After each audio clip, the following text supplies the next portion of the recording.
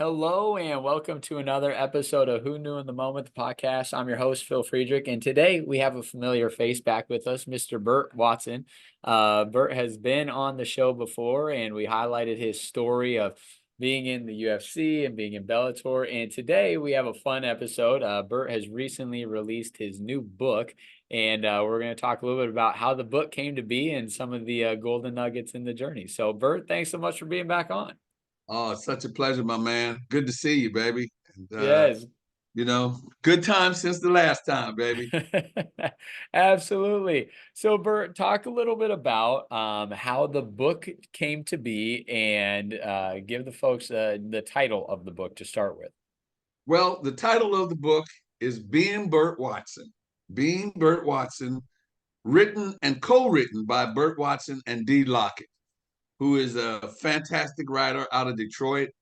And she and I have been kind of sitting down and putting things together over the past 3 months or 4 months or so, and we're at a point of a manuscript.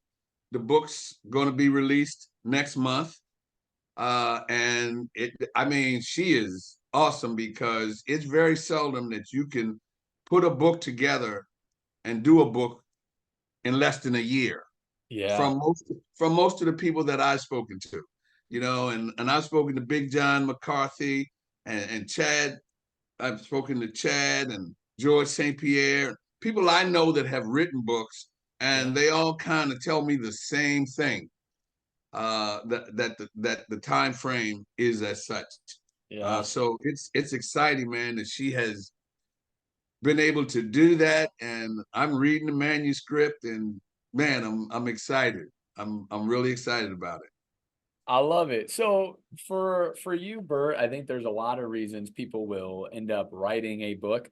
Mhm. Sometimes it's because they, want to pass down their story and their legacy for years and years. Sometimes it's they feel like, hey, there's wisdom that I've garnished over, my years, and I want to make sure I can share it with others. But what was the inspiration for you to write your book?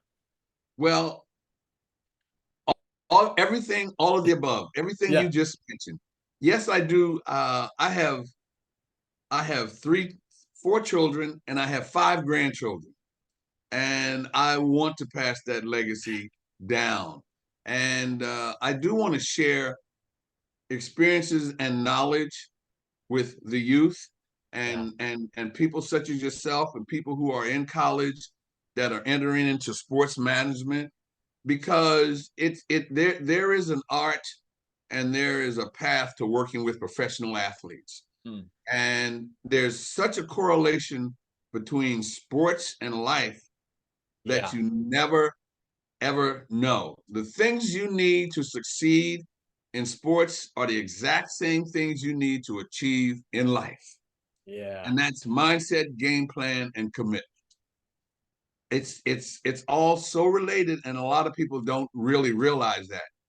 And I got to a point where I've kind of pulled back doing events a little bit, and a lot of the traveling that I've done, because I've done a lot over the since 1986 or so, and so I started to do motivational speaking, and I started to put out there that I'm doing motivational speaking. So I got connected with one of my partners, Joel Tracy, who connected me to a pastor, Akins, who was in New Jersey. And he said to me, he said, because he does a lot of motivational speaking. So he said to me that one of the keys to motivational speaking and one of the keys of its success and you getting out there is that when they come to see you, they should leave with something. That's good. And I said, well, I'm hoping that my message is enough for them to leave. He said, no, your book would even add to that message. Mm. Boom, light went off. So I said, okay, so how do we do that? Yeah. Even though I had been in talks with others over the past 8 or 9 years about writing a book, that came right at me. Yeah. And I said, you know what? That sounds like a winner.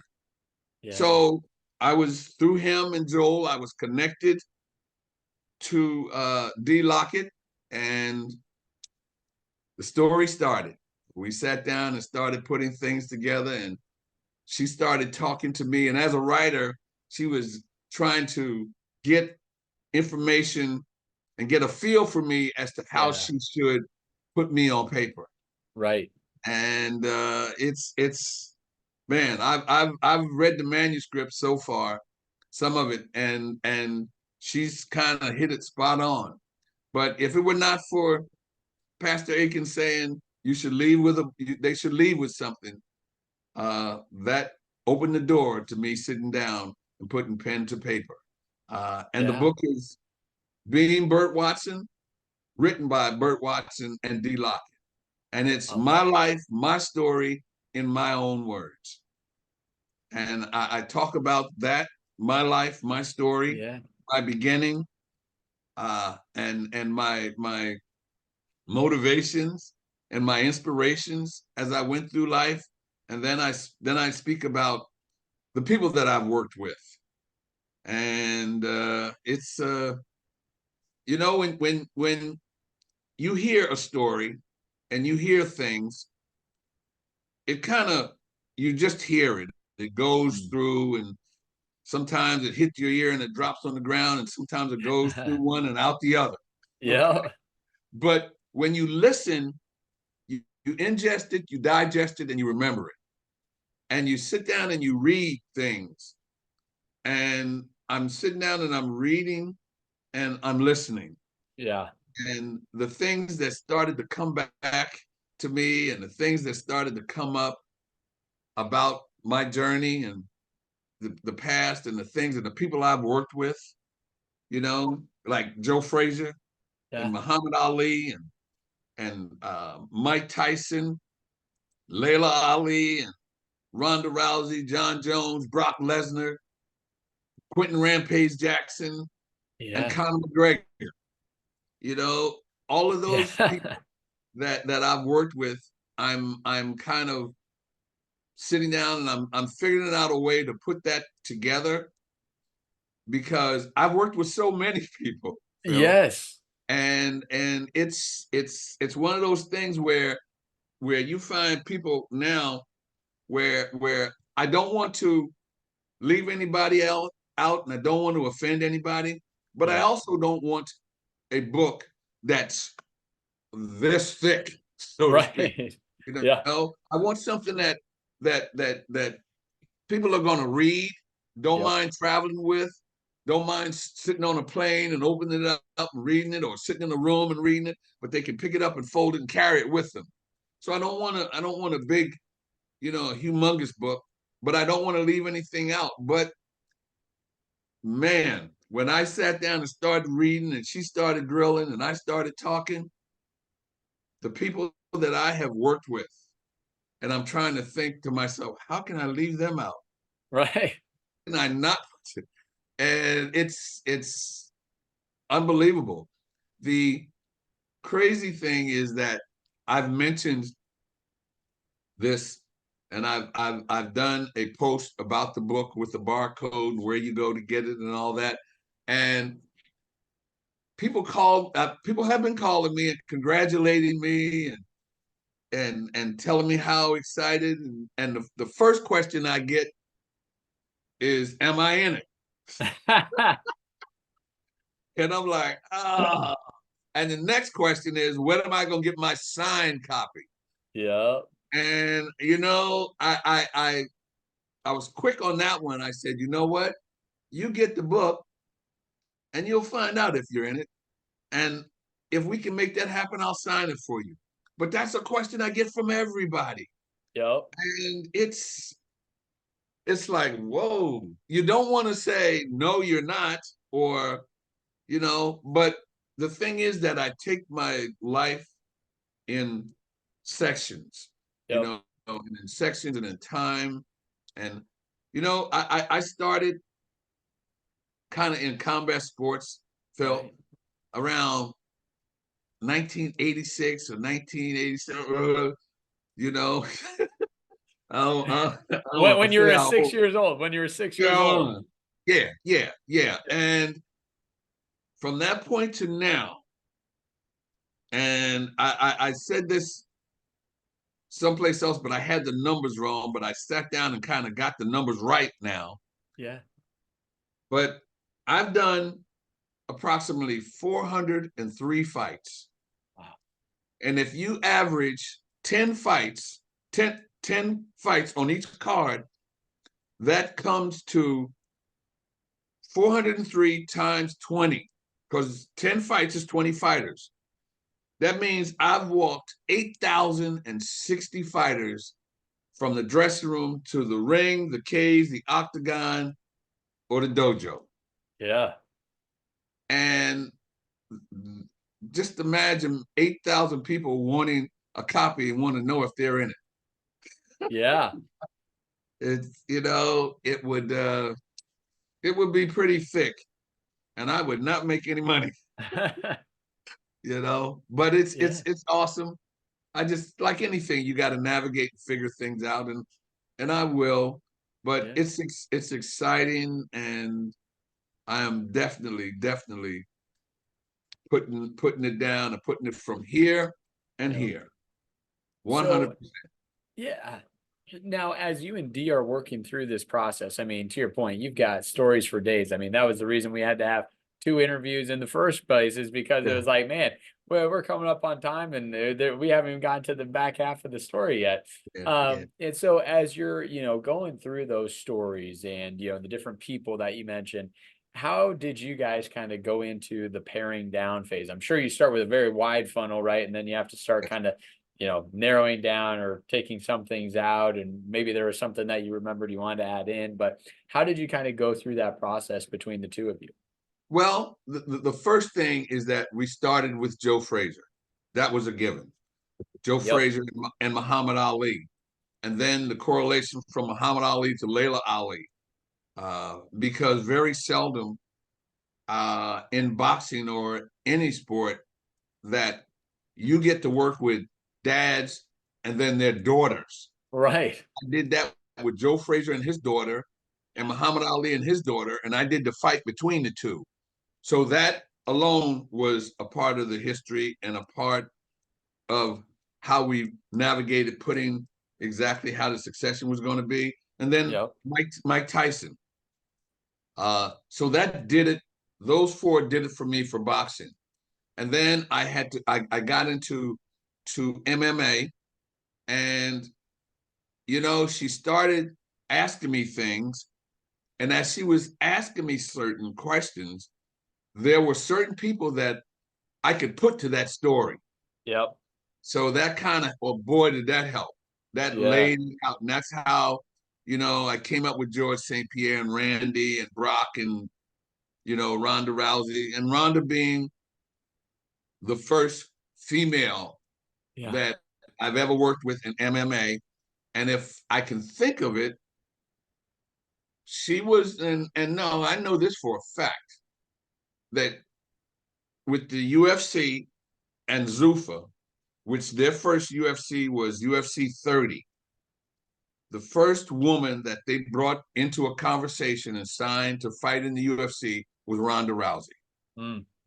So that was, and I listened to, I'm going to be careful with this. I listened to no, I'm not going to be careful. I'm going to say it. Hell, I listened to the UFC and Dana White and executives not really being very receptive early on to women in Yeah. combat sports, Yeah. and was understandable because when I worked with Layla Ali, Christy Martin had broken that barrier down, and from Christy Martin to Layla Ali, they were still not Mm. very accepting of female boxers. Yeah. Uh, and I think for the first time with Layla in 2002 or 2000, whatever, one of those years, was the very first time that they had a female on a male card and they had it mixed. Wow. So it was, that succession led up to how I chose certain times and certain incidents, because it all was chronological and it all fell into place and into time. And it was, I'm glad she did that, because it was hard for me to leave names out, Yeah. and I'm not going to mention too many now, because somebody listens to your interview and I'm gonna get a phone call. But No. it made a lot of sense. And as I said, as the stories went on and the questions went on coming from her, I was able to put someone to each question she asked, Yeah. and that made it very easy to do. I love it. Now, I know you mentioned, hey, a lot of the theme that you found in life is how, sports and your, combat sports and whatnot, it correlates to life lessons, right? And Yes, sir. so, talking about that, what are maybe a couple high level points of things that really stand out to you over your career, of things that you've been able to correlate from sports into the real life, lessons, if you will. Well, I started in combat sports itself maybe 36 years ago. Yeah. And when I did, for the most part, the majority of athletes were younger than I was, a little younger, Yeah. you know. So I got the to see and work with the development of their technical skills, Mm. which Yeah. also gave me to see a development and growth of their life skills. Yeah. And as I was working with them and they were talking to me and relying on me, and I became the OG and we were talking, and I was able to see the development of those things and the correlation between sports and everyday life. Yeah. And, the first portion of that is mindset. Mindset is something that you have to have in combat sports, Yeah. and you must have in life. That's right. Okay. A game plan is something that you put together in combat sports with specific people and certain people, but it's something that you have to have in everyday life to even think about succeeding. And that Yeah. game plan is finishing school, going to college, getting a job, working, and laying Yeah. out however you're going to get to the point of maybe marriage and children and success in business. And then lastly, the commitment. Yeah. We all know in combat sports, you better commit. Okay. Yeah. Because if not, somebody's going to knock you out.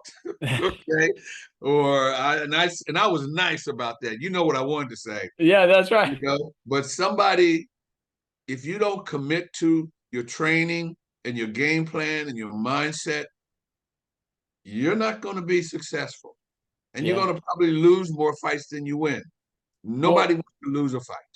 yeah. Well, and I think, kind of talking through each of those, starting with that last one first, the commitment side. I know earlier you said, hey, I walked, roughly 8,000 people down a ring or down to a ring. And at the end of the day, I can imagine there's certain times where you meet someone and you're like, yeah, they're dialed in, like they're going to be in for a good fight. And then there's other people that as you walk them, I mean, you're sitting there like, this guy doesn't have a chance, or, this gal is not going to be in for a good fight tonight. And I think sometimes you can just get that perception from people Right. based on the nervousness that they have versus Right. if they're calm, it's like you're probably calm because you're prepared, right? You're ready for this moment. Whereas some people, you just get that vibe and you go, you didn't do the preparation that you needed to do. You weren't committed to the preparation to have success tonight. So talk a little bit about that from your just interaction with different fighters. And once again, in these industries, if you don't get wins, you're not there for a long time. So, you need to be Oh able to boy. be committed and get some wins. Well, when I do an event, if an event's on Saturday, I come in that Monday or the Sunday. Okay. I'm there 4 days before the Yeah. fighters start coming in to for fight week. Yep. And when they come in, Phil, During the course of the week, out of one fighter, I get four people. Mm. I get the fighter that comes in, I get the fighter that trains, I get the fighter that makes weight, and I get the fighter fight night. Yeah. Those are four different people that I get out of one people all week. And very true what you said is that when they come in, I can gut check. Yeah. I can look in an eye. I've been around them and been around long enough to look in an eye and possibly say, I'm gonna have to work on this one, or Yeah. possibly say he's right or she's right, he's ready or she's ready. And that's at the beginning of the week. Right. But then again, all of that changes fight night Yeah. because I get a totally different person fight night than I got earlier in the week. Yep. And I see that person, as I told you, I've walked 8,060 people, fighters, male and female, which is a heck of a number. Jesus. And the last thing I do, Phil, is I get them in the holding area and I Yep. do a face to face. And I Yep. stand in and I look at that person and I let them know that this is what we do and why we do it. And it's Yep. your night, your fight. You need to get that S right. Yep. Go get it done, son, or go get Yep. it done, baby. I Yep. get to see the person that's going to go in that cage. I get to see. Then I know who's nervous, Yeah. who's not nervous. You know, there's different forms and levels of being nervous. Yep. I can see the guy or the young lady whose nerves are going to put them in that ring or that cage, and they're going to get out of there real quick. Yep. Or I can see in their faces who's still trying to decide if they want to take that walk or not. That's right. Okay. Yeah. And so that's when I wait to see the person that's going to come out of that cage or that ring victorious, or the person that's not. Yeah. Sometimes I'm off Yeah. Right. because sometimes that kind of fear brings about an aggression that other guy doesn't see coming. Right. Yeah. Boom, and it's very, very. I think if anybody ever saw the fight with Jorge Masvidal, and I think it's Ben Askren, when the bell rang, he ran over and did the high knee kick. Yes. Boom. Yeah. That's what I'm talking. The kind of thing that I've seen sometimes happens, and sometimes it's the person that I look in their face and I could say, I better get out of the way. Yeah. And sometimes it's the person I look in their face and I got to put my hands on their shoulder, Yep. let them know that this is what we do, baby. And I Yeah. got you to let gate shuts. Yeah. So Well, it varies.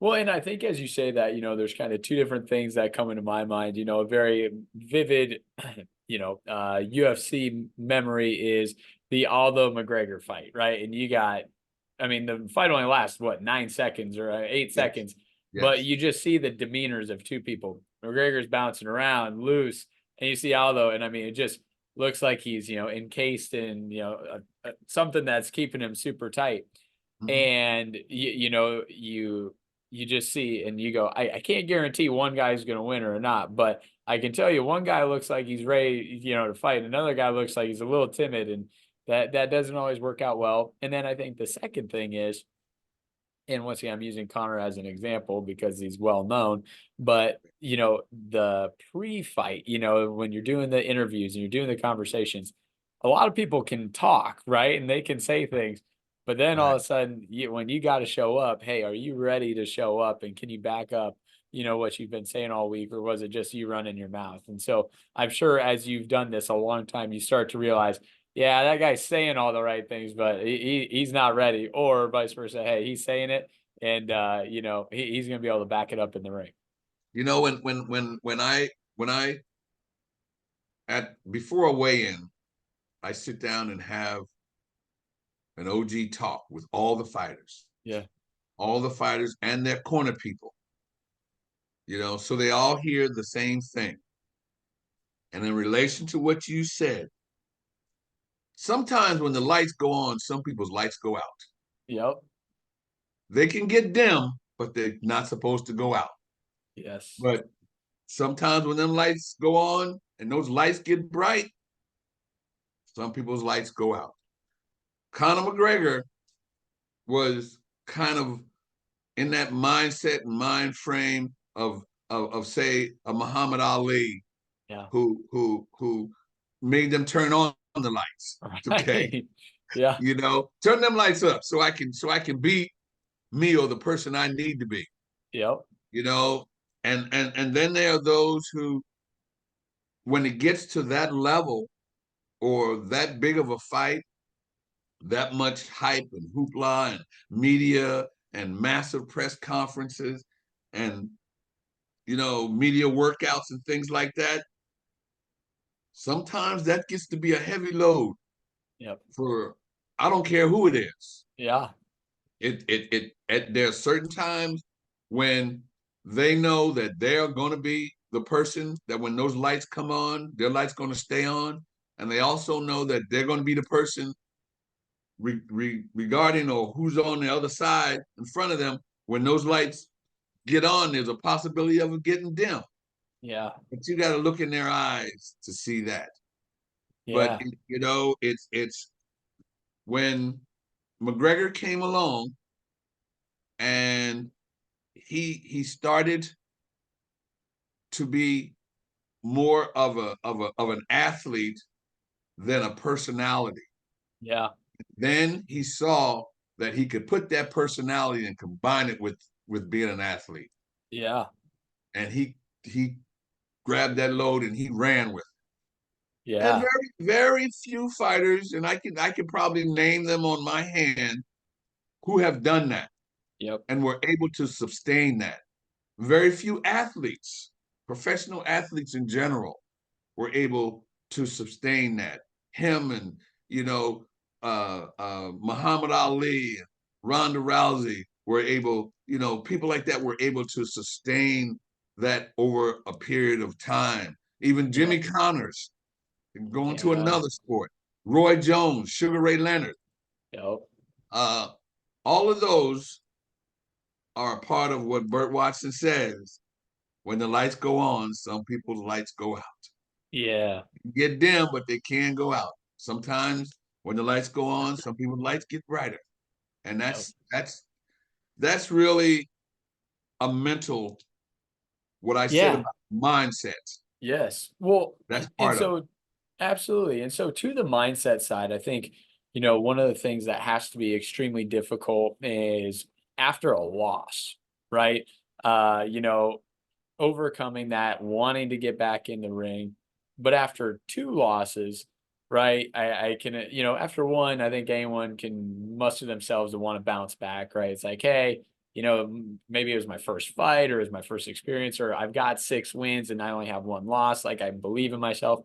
But after you Right. start getting to two, then it's like, all right, what is it? What am I missing here? So talk a bit about that mindset piece for fighters and maybe what you've experienced with people that are coming off of one or two losses and how, that mental psyche just has to change to get back into the winning corner.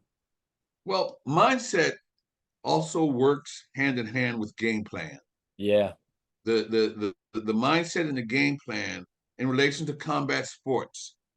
The mindset and the game plan is that you have to train, you have to condition, you have to Yep. make weight, you have to have the right people around you. Yeah. Now, having the right people around you is something that you may find out later, Yeah. after Right. Right. maybe one or two losses, or maybe one loss. You Yep. learn in your game plan, you needed more technical stand-up skills. You Yeah. needed more ground game. You needed more conditioning. Your cardio wasn't there. Yep. And those are things that you have to have the mindset that to know that these are the things that I need to do to execute my game plan. I love it. And sometimes right after a loss, I always hear, first of all, I don't watch fights because I get very close to every fighter all week Yeah. and I stay on the fence. because when they come back into it's tough to see a professional athlete cry Right. because they've lost the fight. And let me tell you, I don't think there's one of them can tell you that they haven't. Okay, they Yeah. may not do it out there or in the dressing room, but I know when they go back to their room, it comes out. But it's one of those things where you know kind of figure out what you did wrong or how you do it, and your cardio gave out on you, Yep. your strength gave out on you, your technical skills were not what you practice or what you trained. And then you see that once you get caught in a certain position and you're like, oops, Yeah. Right. Right. executes completely. And now I'm caught up here Yeah. against this cage with my leg wrapped around my neck. And the next thing I know, I'm tapping out. And Yep. usually when that happens, especially on a submission, you can see in the other guy's head that he didn't execute Yep. game plan and he didn't have the mindset. So they go back to the drawing board. And that may mean, first of all, you within yourself, within the athlete, Yeah. knows whether the cardio was there, the technical skills were there, and you kind of almost know what you did. Then you Right. start looking at your training Hmm. and the those around you, and the key to success of those around you is put experienced people around you to take that journey. Yeah. So you assess that and you make adjustments where you need to make adjustments, I but love you it. absolutely know what you didn't do based on the results and how you lost that fight. Yeah. Well, and to that, and kind of maybe bringing it full circle, Mike Tyson has the famous quote, right? Everyone's got a plan until they get knocked in the face, and Oh, then you got to figure it out. No, but so the thing that I love about what you're talking about is if I did all the preparation beforehand, there's an element of me that's probably mentally gone through, all right, if this happens, then here's how I get out of this, right? If I get in this type of a hold, here's how I'm going to get out of it instead of getting submitted by it. It's not as if he said, oh, well, all right, I'm going to do the Conor McGregor versus Aldo, and in 8 seconds, I'm just going to, right, right, pop him one time and I'm going to walk out. It's like, well, that's probably not good preparation, right? That's not a good game plan because that doesn't happen very frequently. What does happen more frequently is you get in a knockout, drag out, third round, you're tired. All right, now what? And so I think Mike Tyson's quote is very relevant because, yeah, you just don't know exactly how you'll react until it happens. However, if you've prepped for different scenarios and things to yes, not go 100% right, then all of a sudden when they do happen, you say, I've done this before, right? I've worked on this ground part of my game. And yeah, maybe I, haven't had this exact same moment happen, but something just like it. And to your point, then I can revert back to what I've practiced on. right, right. Well, MMA has grown at such a fast, unbelievable rate. Yeah. It's only been, I would say, 20 years Mm. that MMA has exploded. And the sport itself didn't give its athletes time to catch up. Yeah.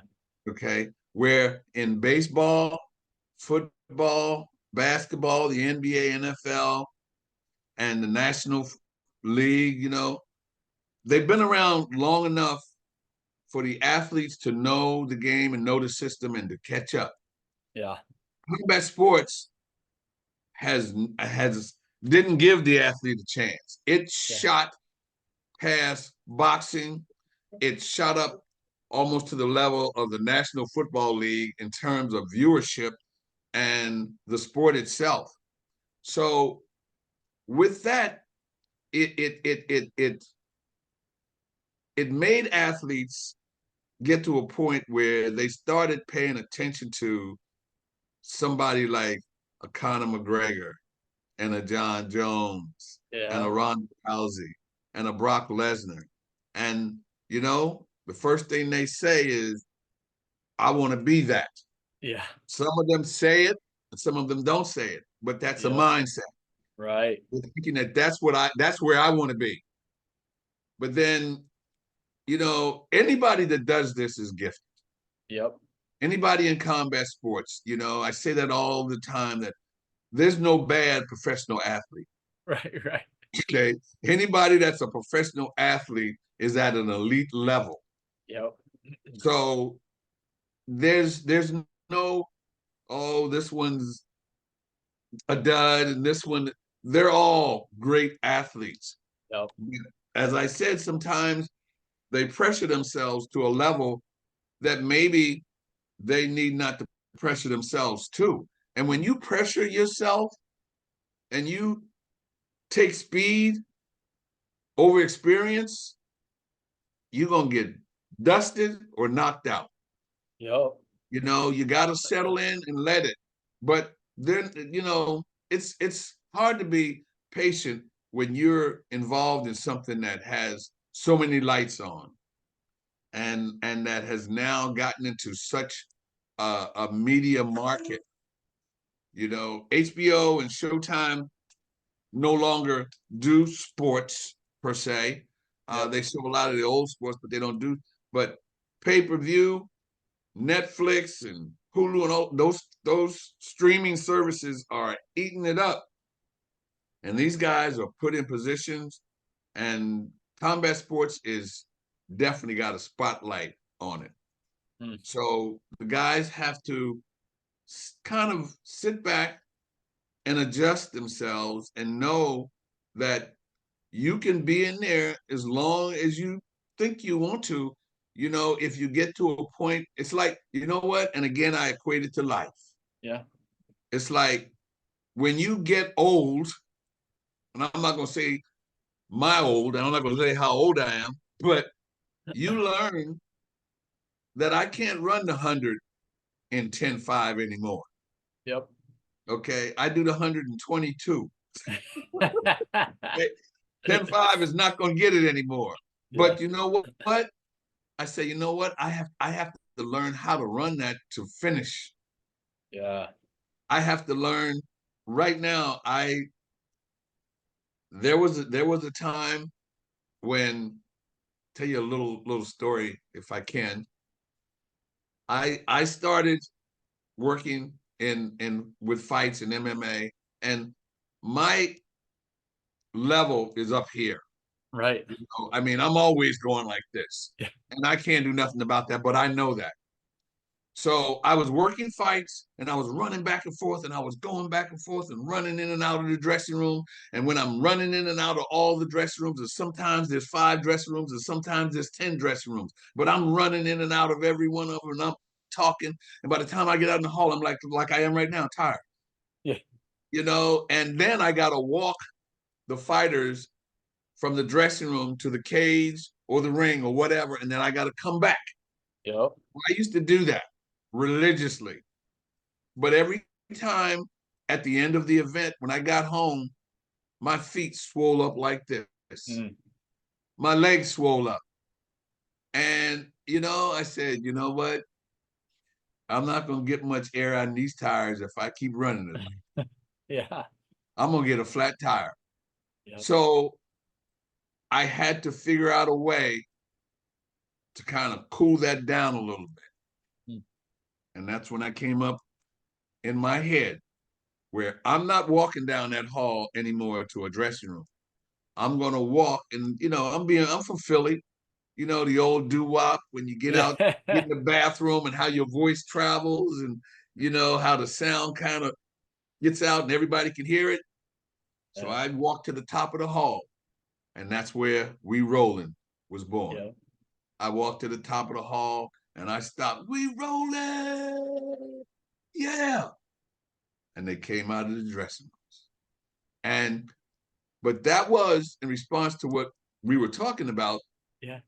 I got to a point in an age where I know I still had to do it, but I had to learn how to do it so my age didn't catch up to what I was doing, Yeah. or vice versa. What I was doing Right. didn't catch up to my age. So that put 5 or 10 years back on my career. Yep. because it didn't do much for my voice, because now my voice, my voice now is a little raspy, but it sure did. I got 4 run flat tires that if I get a flat, I can still drive on, I love it. and I Yes. just kind of, and as you can see, I'm also full of Burtisms, you know, little tidbits, but Yes. it saved me running in and out of the dressing room, and it got to by the time I did that to the 3rd fight, because I walked in the dressing room and I would tell the guys, "You're next." But then Yeah. before that, I also put bout sheets in every dressing room so they could see what was going on, and they saw who went out of their dressing room and saw where they were. Right. So they knew that they were next. And by the 3rd fight, Phil, with me walking to the top of the hall, and I was at the MGM Grand where my voice really carried down that hall. I stood there and I yelled, "We rolling," and they came out of the dressing room. I Now I love had it. to switch them around because they both came out, because the Yeah. blue corner always walked before the red corner. Yep. But it worked, and it conserved a lot of energy afterward. My feet and my legs were no longer swollen, because I was able now, instead of, not only did I stop at the top of the hall and yell, "We rolling," I would walk up and down that hall and speak my mind. And when they heard it, if they were running music in the dressing room, they would turn it down, but they listened. I didn't have to necessarily go in and out of those dressing rooms anymore. Yeah. It wasn't very pleasant on the ears for the securities that was in the hall to hear me yelling and screaming all night long, but it works, and still Yes. to today, I still do it, I love it. and it works. Yeah. Well, Bert, I want to say thanks so much for sharing just how the book has come to be. And everybody will be sharing a QR code so that way you can scan that and you Yes, can sir. link to the book. And yeah, it'll be coming out. So go ahead, get Being Burt Watson, and hear some of these Watsonisms or Burtisms, however we want to call it. Birdisms. Burtisms. Yes, sir. Yes, sir. And the real deal.